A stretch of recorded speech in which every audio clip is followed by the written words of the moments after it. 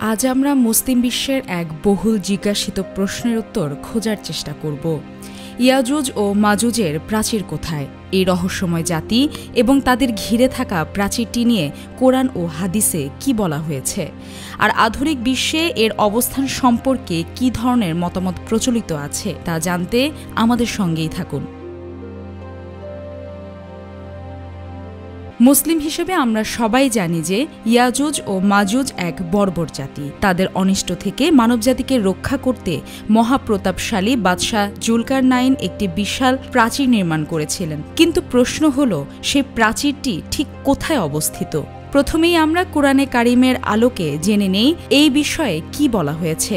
আল্লাহ তাআলা সূরা কাহফে ইরশাদ করেছেন, অবশেষে যখন সে পথ চলতে চলতে দুই পর্বতের মধ্যবর্তী ভূখণ্ডে পৌঁছালো, সেখানে এমন এক জাতিকে পেল যারা তার কথা সুস্পষ্ট বুঝতে পারছিল না। তারা বলল, হে জুলকারনাইন, নিশ্চয়ই ইয়াজুজ ও মাজুজ জমিনে অশান্তি সৃষ্টি করছে, তাই আমরা কি আপনাকে কিছু খরচ দিব যাতে আপনি আমাদের ও তাদের মধ্যে একটা প্রাচীর নির্মাণ করে দেবেন?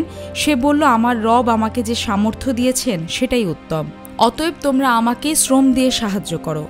আমি তোমাদের ও তাদের মাঝখানে একটি সুদৃঢ় প্রাচীর নির্মাণ করে দেব।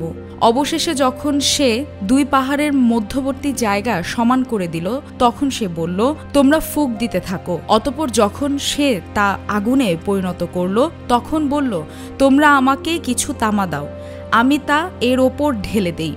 এরপর তারা প্রাচীরের ওপর দিয়ে অতিক্রম করতে পারল না এবং নিচ দিয়েও তা ভেদ করতে পারল না। সে বলল, এটা আমার রবের অনুগ্রহ।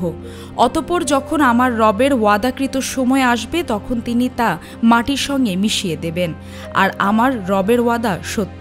আরেকটি আয়াতে আল্লাহ তাআলা সূরা আম্বিয়াতে বলেন, অবশেষে যখন ইয়াজুজ ও মাজুজকে মুক্তি দেওয়া হবে আর তারা প্রতিটি উঁচু ভূমি হতে ছুটে আসবে। সূরা আম্বিয়া আয়াত 96।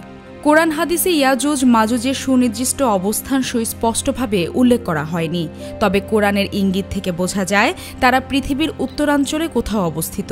যেহেতু তাদের সুনির্দিষ্ট অবস্থান জানা মানবজাতির জন্য অপরিহার্য নয়, তাই আল্লাহ ও রাসূল সাল্লাল্লাহু আলাইহি ওয়াসাল্লামের কথার ওপর সামগ্রিক বিশ্বাসই আমাদের জন্য যথেষ্ট।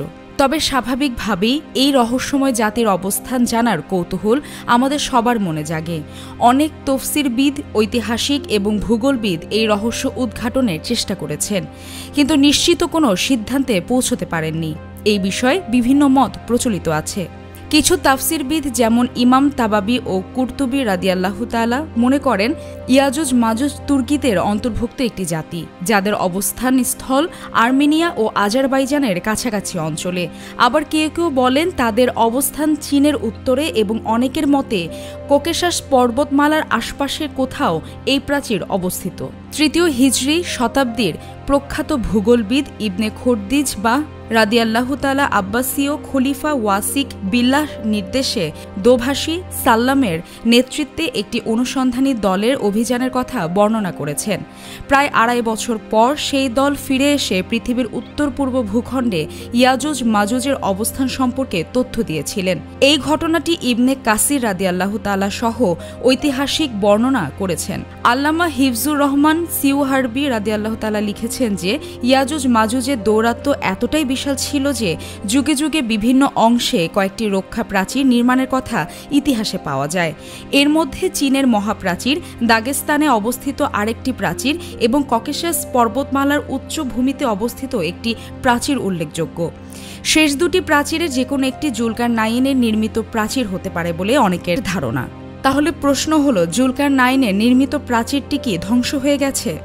অনেকে মনে করেন অনেকের মতে এটি ধ্বংস হয়ে গেছে এবং মঙ্গোলীয় তাতারাই ইয়াজুজ মাজুজ। কেউ কেউ রুশদেরকেও তাদের গোত্রীয় বলে মত দেন, কিন্তু এই মতামতগুলো কোরআন হাদিসের বর্ণনার সঙ্গে সাংঘর্ষিক মনে হয়, কারণ হাদিসে ইয়াজুজ মাজুজের দলবদ্ধ আত্মপ্রকাশ শেষ যুগে কিয়ামতের পূর্ব মুহূর্তে হওয়ার কথা এসেছে।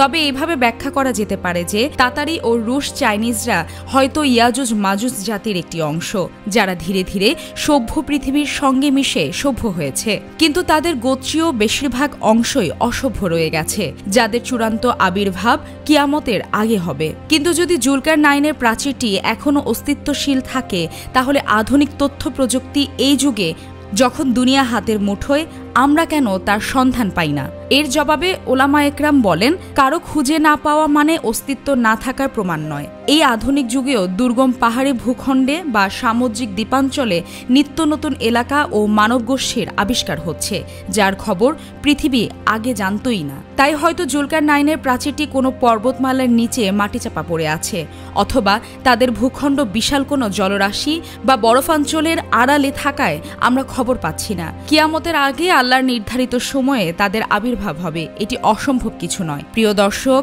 ইয়াজুজ মাজুজের প্রাচীর নিয়ে আমাদের এই অনুসন্ধানী যাত্রা আজ এখানে শেষ করছি। আশা করি আপনারা এই রহস্যময় বিষয় সম্পর্কে একটি স্পষ্ট ধারণা পেয়েছেন। মনে রাখবেন, আল্লাহ তাআলার ওয়াদা সত্য এবং নির্ধারিত সময়ে সব রহস্যের উন্মোচন হবে। আমাদের সাথেই থাকুন। আল্লাহ হাফেজ।